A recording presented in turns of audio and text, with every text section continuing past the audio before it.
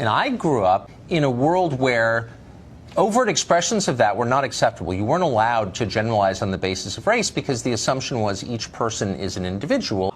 I don't understand when it became okay to generalize about racial groups. I think while some people have the luxury to be raised only being told to look at individual people, it should be no surprise to you that black people, in particular black men, have been taught forever that they have to be careful how they behave around white people, that the way they behave will be interpreted differently, that when they misbehave, it'll be punished differently, that if they laugh too loud, if they walk into a nice store.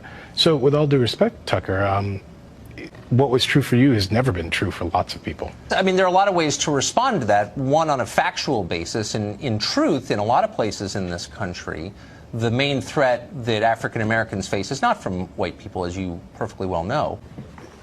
So I first want to respond to the first comment. I think is while it's true that, of course, people of color face threats from other people of color, it's also true that white people face the overwhelming threat from white people. That is, right. People face threats from who they live beside. So That's I right. find exactly. But I think it's fair to point out that we oughtn't be distasteful and say things like, well, the great threat. It does feed a certain uglier narrative that we don't want. But why does the truth ever feed a, quote, ugly narrative? It is deeply suspicious that people are so quick to say things like the main threat facing African Americans is other African Americans, but you never hear anybody say the main threat facing white people is white people. So you say, for example, I will have to discuss with my boys whether they can truly be friends with white people. History has provided little reason for people of color to trust white people. And the argument I make is, look, in a country where it turns out that when the most vulnerable people of color are under threat, those who they count on are nowhere to be seen. If we have a president who marshals forces of hatred and anger and divisiveness and, frankly, just danger,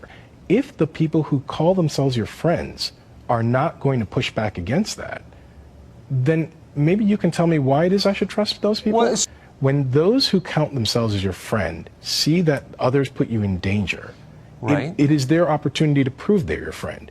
It's fine to be friendly with them, but these are not your friends.